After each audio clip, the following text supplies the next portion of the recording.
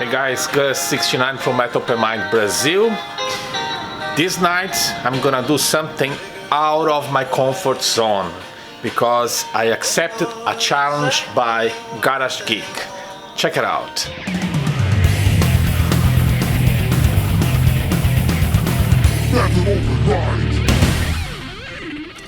So it's Friday night, a very windy night here in São Paulo, Brazil, and I decided to do this video because I was challenged by Garage Geek. He commented on my last video. We messaged back and forth, and he came with this idea to listen an album for a week and make a video, and he's gonna do the same. But he picked an album first, which is this one. Of course, I don't have it on my collection. I had to search, and I'm glad that I could find, because I don't use a streaming service. I like to download my music and listen whatever when I want.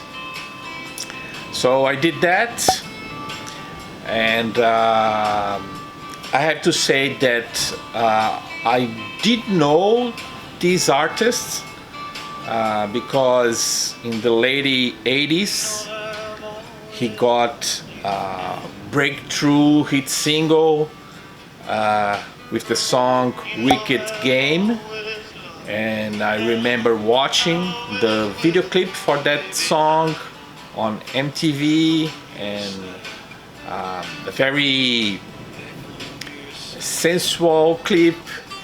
He with a beautiful top model on a beach. Everybody knows that song. And that's it. I did listen. He said 2 times every day. I didn't do that, but I put to listen when I was going to sleep, and I did sleep every time that I put the album on. I don't know if it's a good thing or not, but for me it works. It works to put me to sleep. So first of all, the album title is Baja Sessions. It refers to the Baja, California, but was recorded, I think, on San Francisco, and it's his it's the 6th studio album, 6th.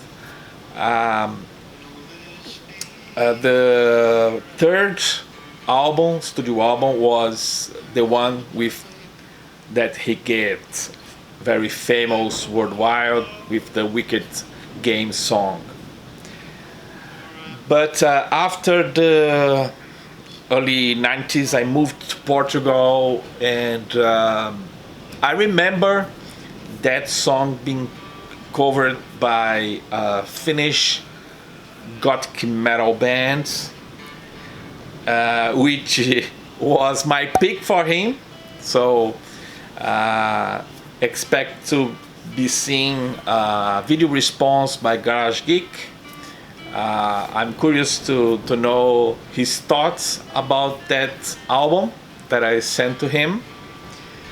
But anyway, let's talk about the artist Chris Isaak. So he's a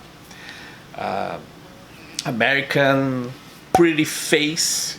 I don't think he's that pretty anymore, because I just checked.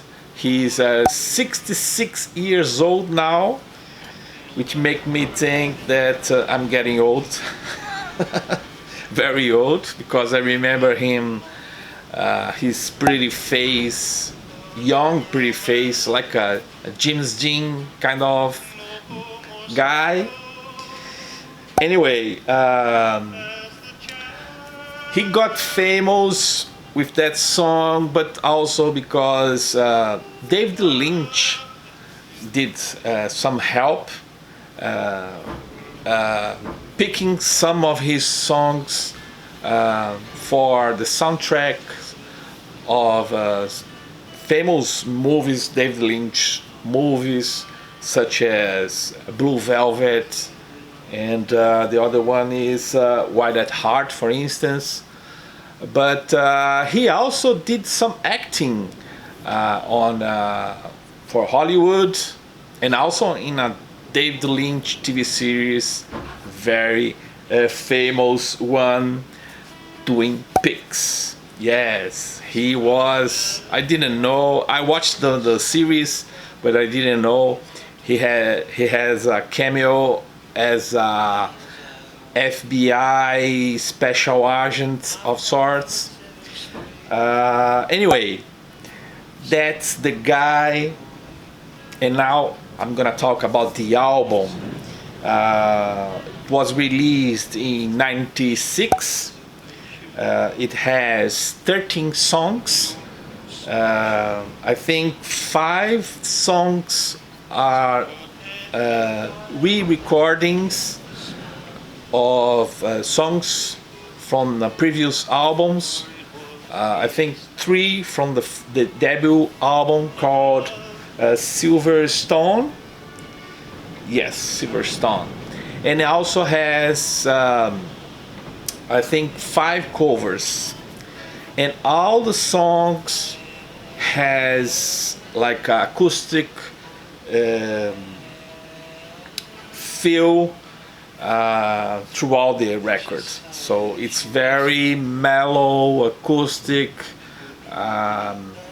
and for me, reminds his voice especially reminds me a lot of Elvis Presley.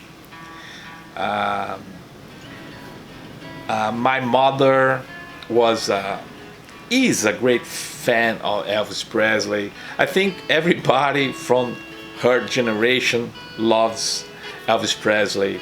And today I showed a little bit of Chris Isaac, this album, and she agreed with me that he reminds a little bit of Elvis Presley. So he has a very sweet voice, very mellow, but he has a pretty good range. He does some falsettos. He's very good. He's a very good singer. Very easy listening. That's the word I was looking for. It's very the arrangements are all very sweet and mellow. So good stuff. The songs, as I was saying, some of them reminds me a lot of Elvis Presley. The mellow Elvis, not the rock and roll Elvis. My mother said that some of the songs has a Hawaiian feel, the same that Elvis explored when he did a movie in Hawaii. So that's the feel of the album, but has other feels, like on the song South of the Border, that has a Spanish Mexican flavor, and the very last song called Sweet Leyland is the one that has a very strong Hawaiian flavor.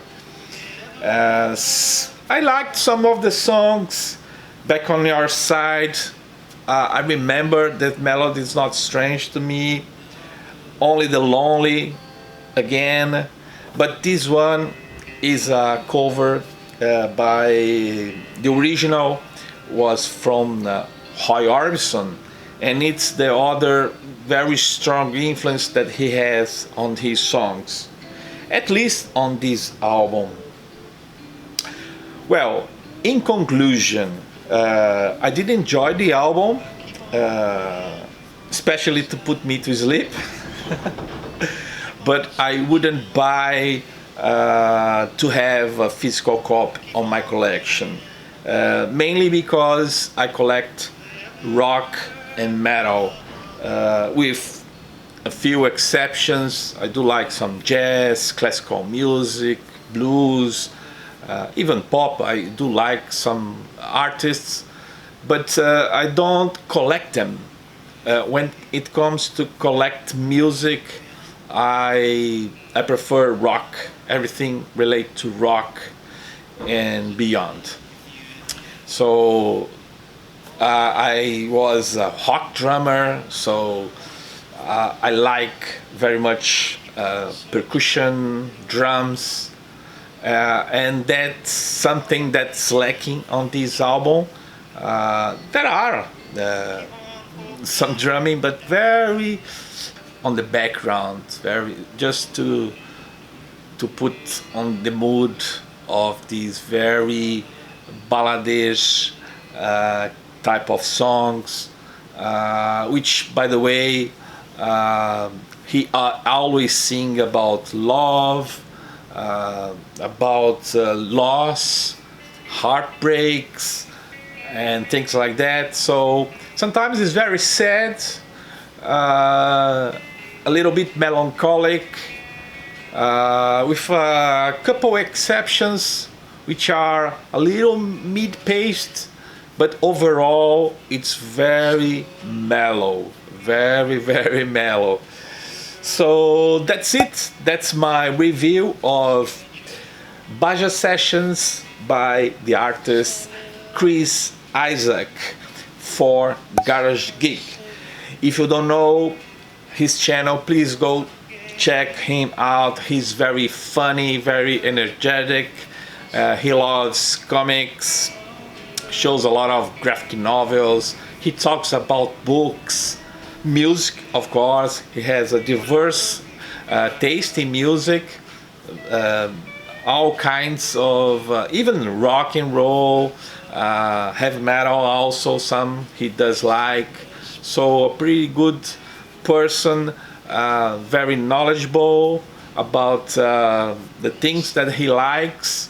I think he's a professor, and I don't know his name. I'm sorry. I did watch a lot of your videos, and I didn't hear you saying your name, but he is the Garage Geek, the one and only on YouTube. I'm very curious to know what he thinks about the album that I challenge him to listen for a whole week, which is, by the way, the debut album by the Finnish band Hin. So that's it for now. Thanks for watching and have a great night. Bye bye.